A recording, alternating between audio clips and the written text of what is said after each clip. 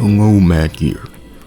I have made this video specifically for you because you are not very good at listening to people, and I want to make what I am saying and have been saying crystal clear to you. Since I assume you've subscribed to me because you found my last video within 3 hours of its release, I figure you're going to watch this as well to once again defend your mistress. More about that later. In order for me to make myself clear, I'll start at the beginning. After I released my video on Mystery 107, I went to gloat to Noxie about the video to her, as she was also featured in the video for having similar flippant behavior on Twitter. After talking to her for hours and giving her criticism though, I removed the part of the video covering her and decided to make a new video giving her a chance to have her point of view be seen. After that, Noxie had suggested I put my drive for exposing scumbags towards something that she was concerned about. I thought you were smarter, but I clearly need to give you something more straightforward. I am going to focus on the topic that matters and give you an easy enough timeline to comprehend. On December 4th, 2025, I started investigating the staff of Anderson Canyon 1 Mugen community. On December 10th, 2025, Bill Dye the Dynasty said, "The entire world is turning into a dystopian nightmare. I honestly am close to offing at this point," in the Anderson Canyon 1 chat box. The next day, the 11th, at 2:10 p.m., Pal Pink forewarns that she will give Bill a warning point to the rest of the staff in the Discord server AK1 moderation after having seen his aforementioned messages, saying, "I'm warning them for that, and I deleted the messages." At 2:14 p.m., Pal Pink says, "By the way, the Bill user got banned. They had 2 warning points, and this was the 3rd one." So Pal Pink had banned Bill for briefly venting out his frustration at the world. Later that day, starting at 5:53 p.m., I happened to be asking the staff of AK1 if Lolicon was still banned on the site.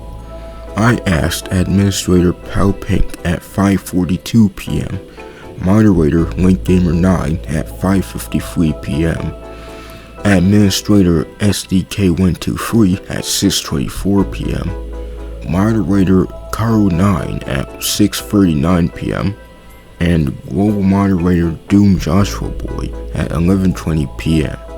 LinkGamer9, SDK123, and Karu9 said yes to my question. Pal Pink said no. Doom Joshua Boy, being new to his position as a staff member, asked the rest of the staff in the staff server, AK1 moderation, if Lolicon was banned at 11:38 p.m.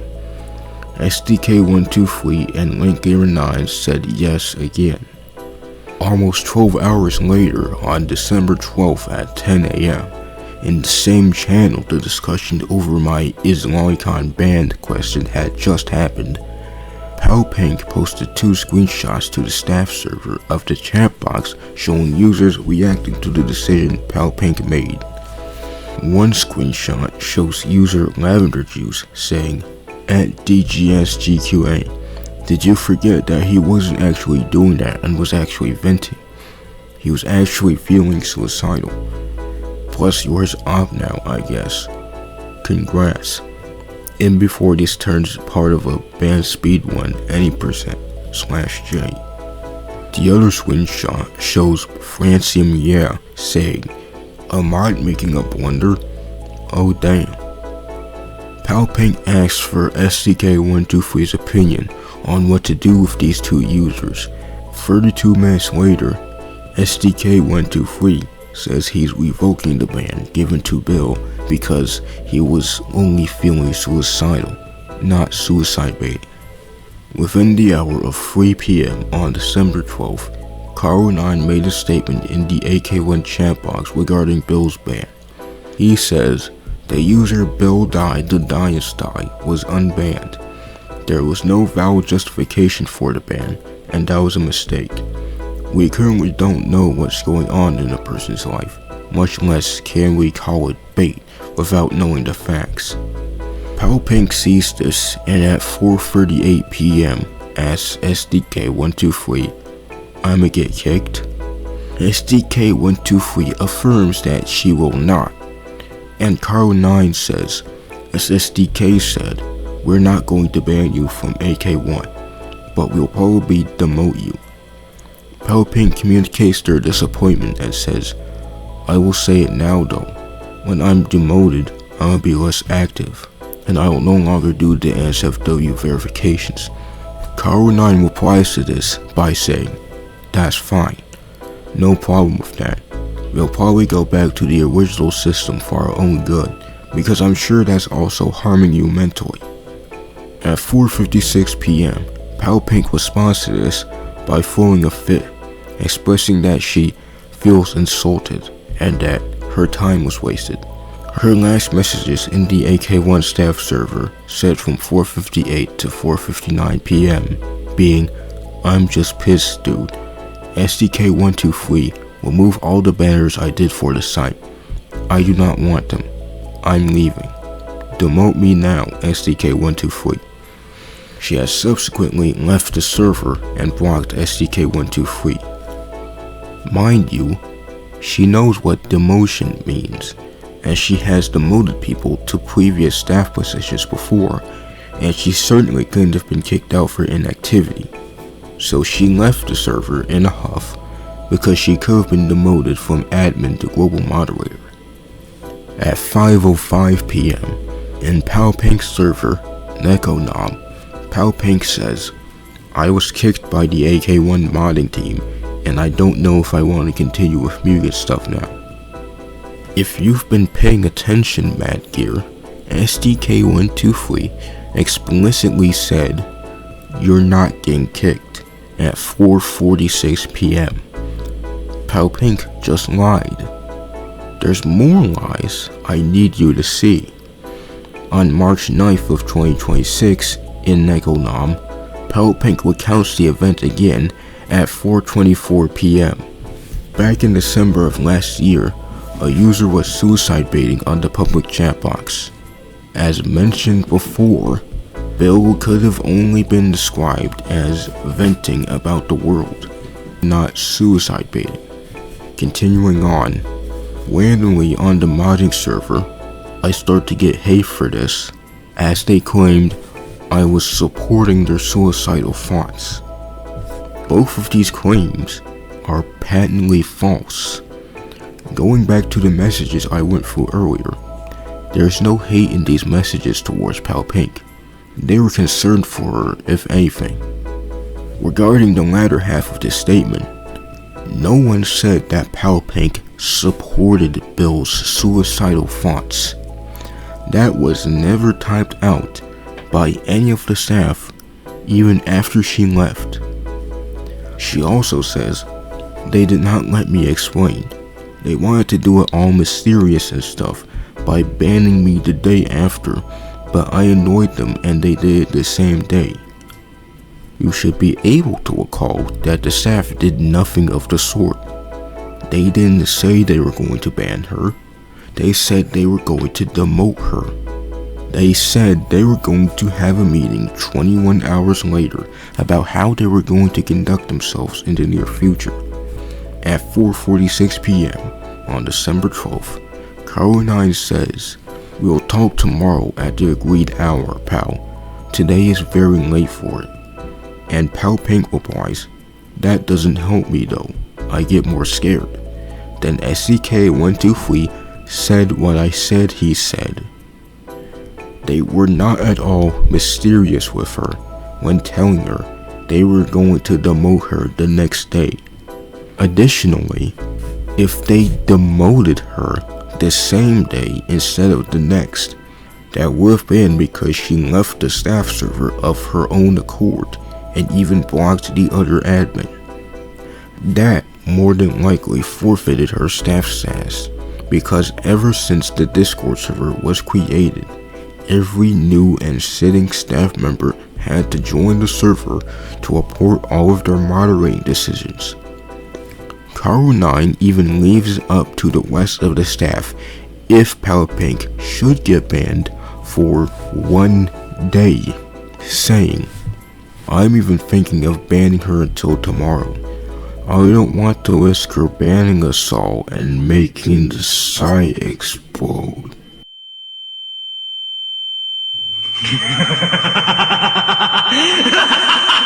Because with behavior like that, it's very real. Obviously, I'm not going to do it. I'll let everyone choose. The rest of the staff didn't agree with it, and Carl 9 let it go. There's more of Pink's statement to go through after I get done with more of this timeline.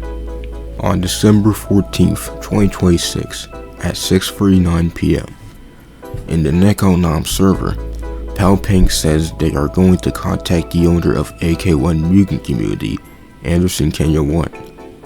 On the 17th, at 3:44 p.m., Pink announced that she was restored to Global Mod by Anderson Kenya 1. She was previously a member because she left the staff server. On the 23rd, at 1 p.m., I uploaded my video titled Investigating AK1's Incompetent Mod Team. In that video, where I chastised the impulsive temporary banning of Yunbin, expose Link Gamer9's xenophobe enabling, and point out their ignorance of how definition files work, I also ordered the staff to ban Pink for the prolific amount of lolicon she posted to the site.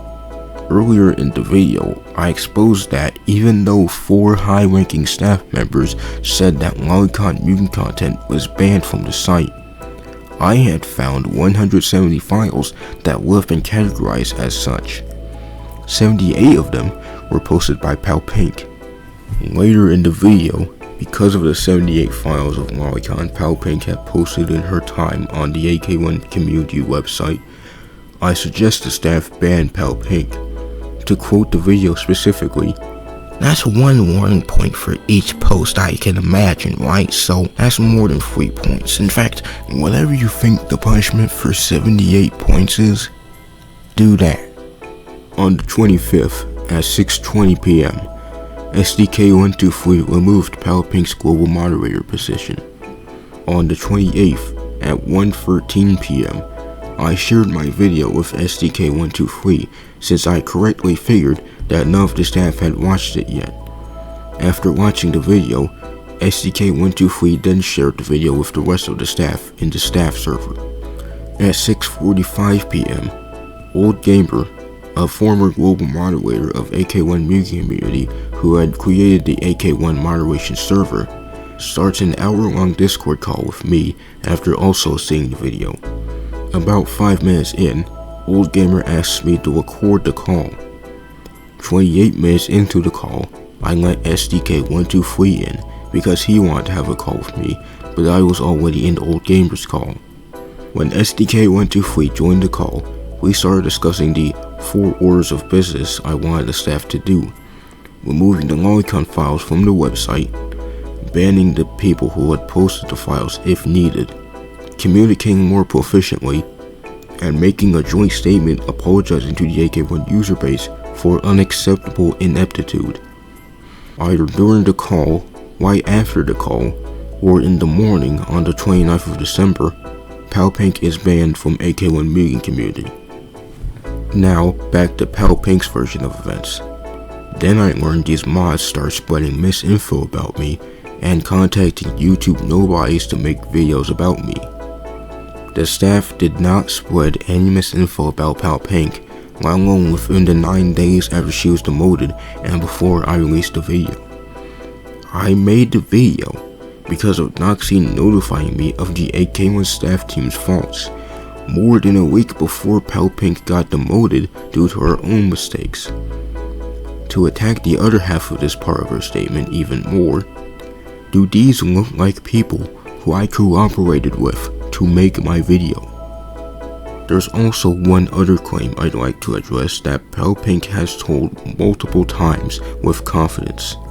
The claim that her AK1 staff colleagues insulted and demeaned her because of her autism. On March 9th at 4:30 p.m., Pink asserts this in Nekonom. The other mods also called me retarded and other stuff that is offensive. Considering I'm a disabled autistic woman, I already have crap to deal with. Within the hour of 8 p.m. on January 16th, Palpink also said this. I will explain. I have talked with the actual owner of the site about the behavior of the recent staff, as they have been incredibly rude to me as a person. If you couldn't tell, I'm autistic. I was called mentally ill and other bad things by the recent mods. Disregarding the fact that the entire staff is also most likely autistic, I have searched for the word retard in the AK1 moderation server. Of the 150 results, filled with file upload logs of retarded edits. Yes, retarded edits. The only person who said retarded in that staff server was Palpink herself. The only person who said mentally ill in that server was Palpink herself. In fact, looking at the history of the server, the staff was looking out for her and were generally kind towards her for the entire tenure of her membership in the server. They've certainly never discriminated against her or her autism. That would mean that's yet another lie you've fallen for, Madgear. Hook, line, and sinker. With everything laid out in front of you in explicit, tedious, mind-numbing detail, I think you should understand at this point that Palpink is a malicious liar who spins stories to get what she wants out of a manufactured perpetual victimhood. Influence, control, attention. Palpink routinely defaults to painting people who call her out for genuine wrongdoings the actual people in the wrong for preying on a disabled woman. When it comes down to it, she is fundamentally dishonest and self-centered to an unsalvageable degree. All of this to say, I think your knighthood is over, Madgear. However, there's nothing saying I can't kick you while you're down. Did I mention, Madgear, you always were free content for me when you went on your hours-long failed debates. I will say though, if you're somehow still drinking the Kool-Aid and going on about self-claims in this comment section, you will never see this channel again. Not that you would have to defend Palpink again anyway. I'm over making content saying the same thing over and over again. I will not entertain you being a willfully broken record on my videos anymore. So for one final time, let's go through Madgear's ramblings. Being as Madgear left an essay on my last video, I'm not replying to every single thing he said in his long comments. Yunbin HR speak read slowly by your grating voice is pure torture, but I love the admission at 5 minutes in that you would drop your responsibilities for $500, showing you are both a sellout and a grown child. $500 not being life-changing for an actual adult. Maybe me or my tone were clear enough. I was trying to say that if I were Palpink, I'd take the $500. Palpink clearly doesn't like doing this gig. As narrated in the video, the only reason she seems to keep administering the website is her ego.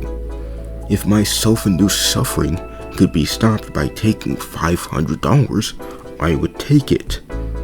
Considering what little she does by now, her being relegated back to the member role wouldn't change much. At 9 minutes and 50 seconds in, Yunbin is like, yeah, I get it. It's hard when things don't go your way. Paraphrasing. Bro, it is obvious to everyone it is not sincere support and understanding because she wants the job. We've seen the raising issues threads to attempt to manufacture problems that actually do not exist instead of you just enjoying the hobby. Those made up issues not resonating because most users actually don't care about moderation politics. As someone who didn't immediately see Yunbin as untrustworthy and has talked to her more than you, I can tell you that Yunbin is actually a genuinely nice and generous person. If you have trust issues, that's not her problem. Yoonbin honestly wanted a better leader for the AK1 Mugen community website, and if it was a choice between me, Palpink, and her, I trust her.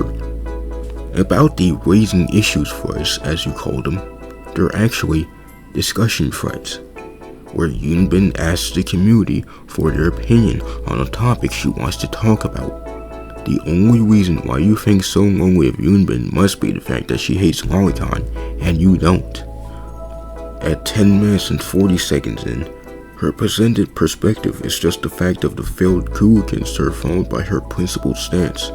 Here, her having principles put her above you and Yoonbin, even if you disagree with them. As demonstrated earlier in this video, there was no coup that took place. In the academic journal, Journal of Peace Research, Volume 48, Issue 2, March 2011, there is an article by Jonathan M. Powell and Clayton L. Fine that defines a coup as illegal and overt attempts by the military or other elites within the state apparatus to unseat the sitting executive. Considering we're talking about a Mugen website, we can change some words around to make it more applicable. Palpink was demoted to member status because she left the moderation server in a fit of anger, therefore making her administrator position forfeit. It was not an overt or unjust attempt by any of the staff to remove Palpink from power. If she didn't resign herself to being just a member, she would have been global moderator after the demotion she should have waited for. Despite being a content creator, let's use the term loosely since you managed to make genuine videos worse than AI slop, you seem unable to formulate an actual critique of said principles or offer morally superior principles that should replace her own. Here's a superior principle I have over Palpink. You shouldn't lie about your enemies to get what you want. Yeah, sometimes I joke about the people I talk about, but what I honestly know about you, Madgear, has been said already.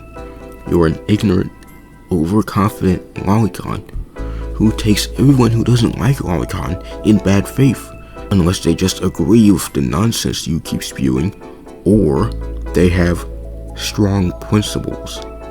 How are those strong principles looking now, by the way? Honest or dishonest?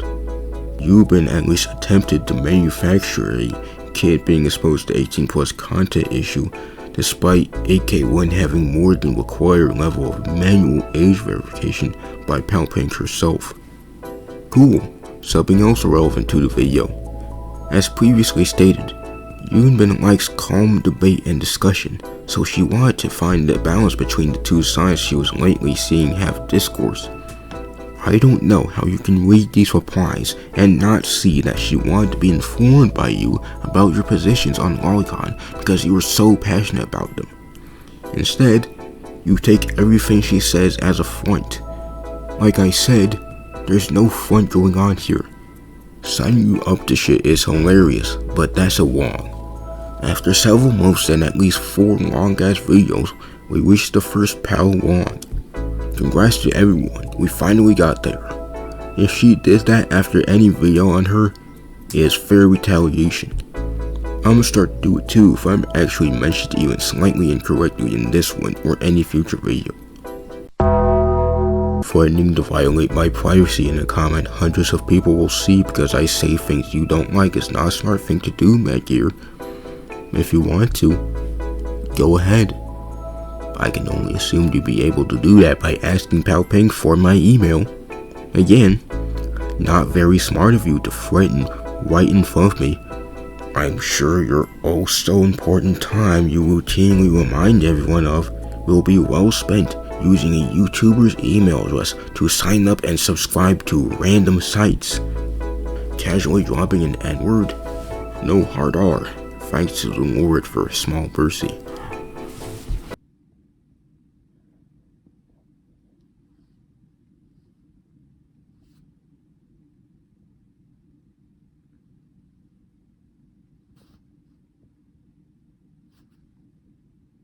For anyone who is still somehow unaware, I am, in fact, black, y'all, and I'm black, y'all, and I'm blacker than black, and I'm black, y'all. This isn't even the first time I've said the N-word in a video either. People like you shouldn't give their opinion so lightly. Nigga? If you have a problem with it being in my vocabulary, cry about it. Unfair bans? No, that's a smoking gun. Can we get to those unfair bans? Because I've only witnessed reasonable bans.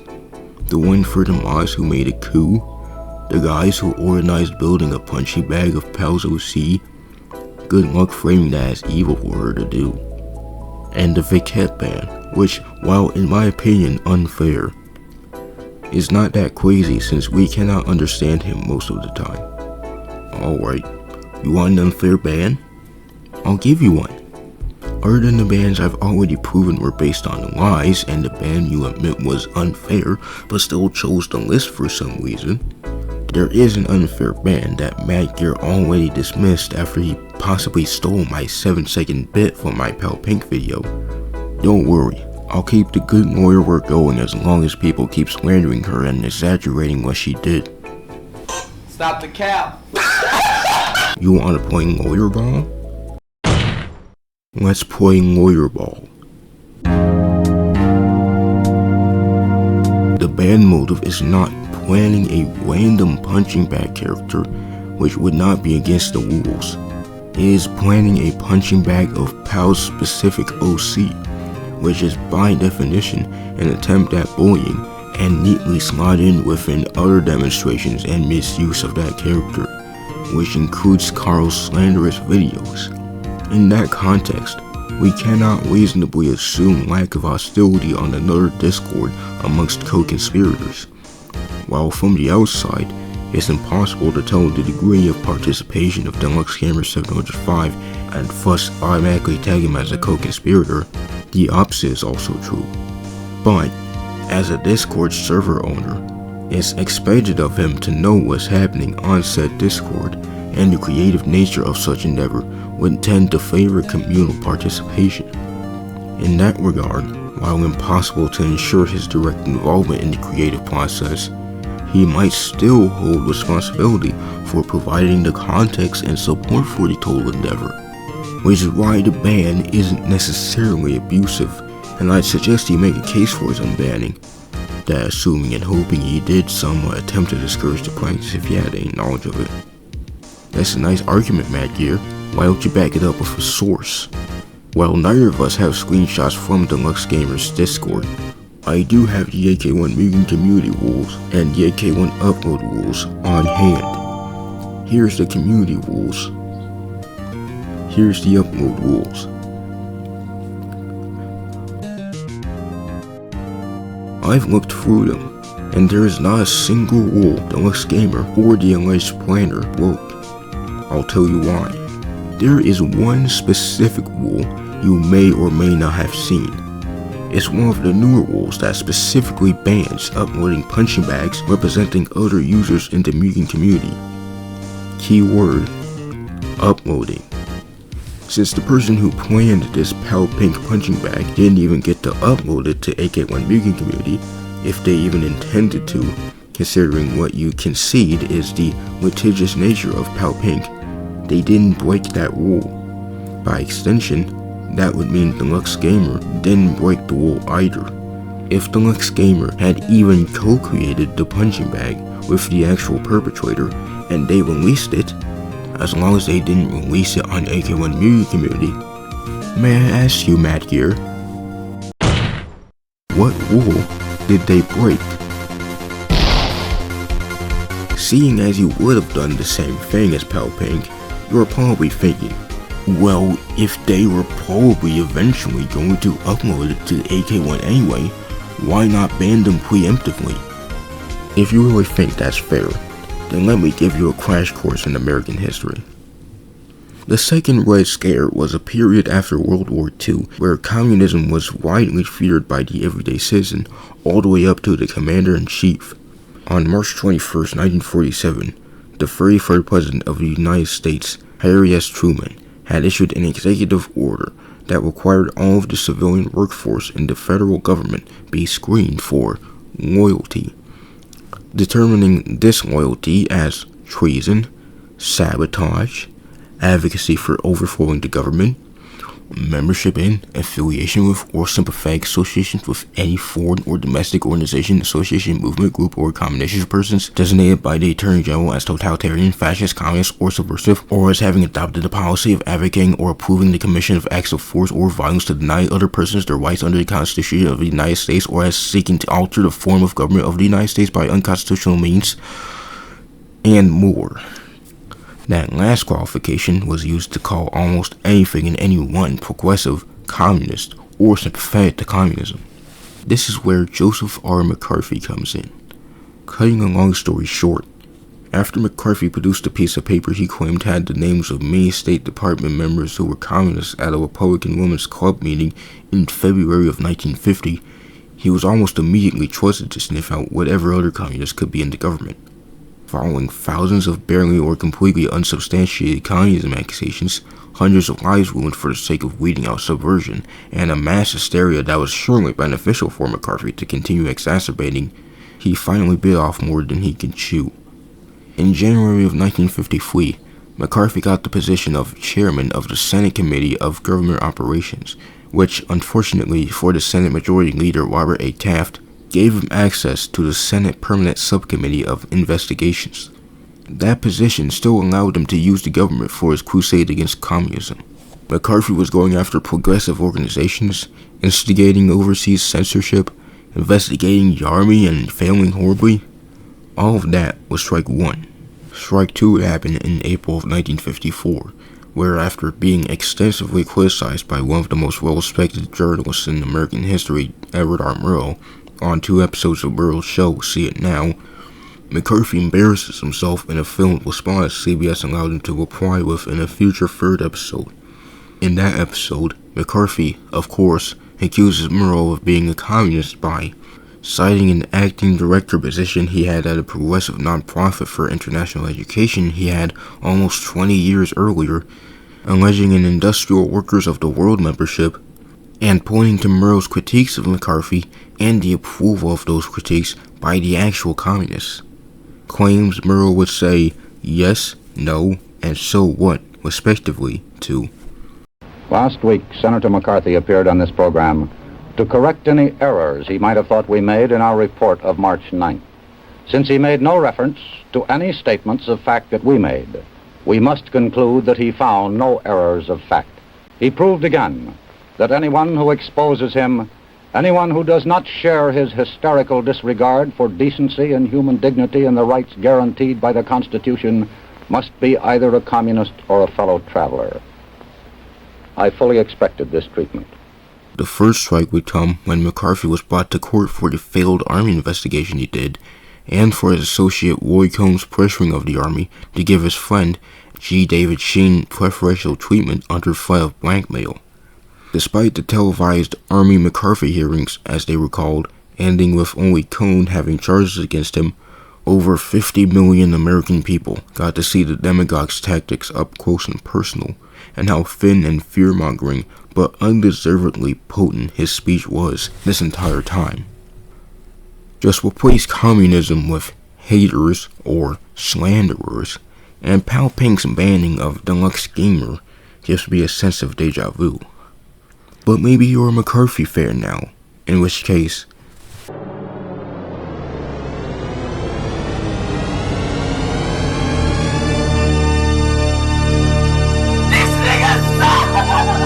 but also, I can go further with this. If the alleged, hypothetical, ever-present event of someone planning a Pal Pink punching bag is grounds for an instant ban, then surely banning for thought crimes isn't too far off. Do you think it's fair for users to get banned because of them being associated with people who could allegedly be breaking a rule that doesn't exist? Well, you'll probably reply, the lolicon rule wasn't written on the site when you banned Pal Pink for retroactive infractions. To which I say, there is a difference between these bans. The rule prohibiting lolicon was affirmed by a senior admin, STK123, and 2 moderators, well before I recommended they ban her for the lolicon she posted, as stated in the timeline, which suggests that before I finally got them to write the rule down into the upload rules post, most of the staff was working under the impression that lolicon was in fact banned for who knows how long. Pal Pink banned Deluxe Gamer in a show of power, most likely thinking one of the rules that were already present and on the site covered the ban. However, as previously explained, no rule had been broken by the punching bag planner, and by extension, Deluxe Gamer. In conclusion, Your Honor, Madgear clearly jumped to Pal Pink's defense too soon for this case. His lack of knowledge on AK1 meeting community would have only hindered his defense if it weren't for the fact that all I needed to do was look at the rules, something Madgear did not do. Unless he did, and he didn't fully examine them to see if anything was done for Pal Pink's actions to be actually justifiable. I rest my case.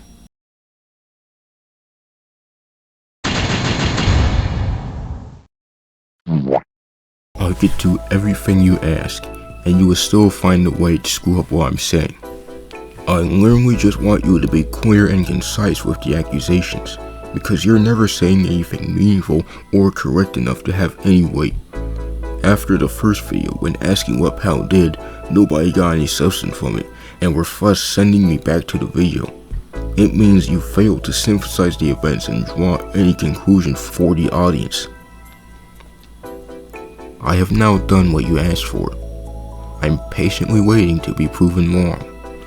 Every second I spend on you does nothing, and any possible alliance we could have in the future at all does not merit me at this point. That bridge was burnt at our first encounter when you seriously showed me 2 drawings 7 years apart, and both were pretty much equally shit. That and seeing you play with dolls as an adult on this very channel. The drawings he called shit are this one and this one. His critiques were that the anatomy was bad, and the characters have no ears. Because them not having ears ruins the whole piece. I don't know what he thinks good anatomy looks like, but obviously I'm not the expert. And about me playing with what you still call dolls because you have the vocabulary of a great-grandfather, yes, that happened. Having fun is a thing adults can still do. You should have some fun sometime and stop wasting your life on the internet scouting for slander. Any alliance would imply you actually are a useful ally in any way. It's the 3rd or 4th video and they are entirely unconvincing. The usurping Maz and Yunbin were both your allies and literally crashed and burned, making you basically a liability. You keep considering me as someone you could seduce to your side instead of the opposition lawyer you have to destroy with truth and facts.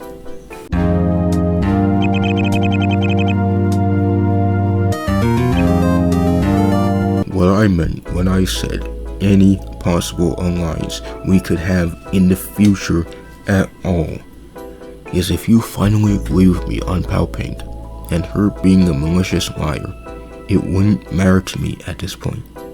You've been such a stubborn thorn in the sides of me, Yunbin, and others anytime we talk about Pal Pink, that you coming around after I spoon feed you what has been common knowledge to most people already does not mean much to me. I wasn't saying I wanted an alliance with you of all people. I was saying your agreement with me doesn't matter anymore.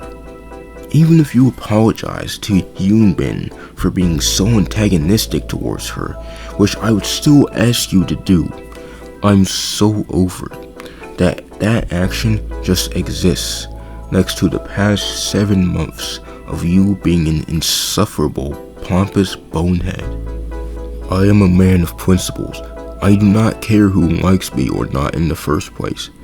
Me siding with Pal here shows how bad a job you did at accusing her of anything. But yeah, Yunbin HR speak doesn't work on me. I've met this type of people already. Again, your trust issues are not my or Yunbin's problem. Your reading on what I believe is also incorrect, but mostly irrelevant. At no point did your videos help the situation. They consistently fail both at being informative and entertaining. Yeah, well, that's just like your opinion, man. You only care about defending your queen. I actually have a good relationship IRL. Me appearing as a knight for her is solely the results of your multiple baseless accusations and slander.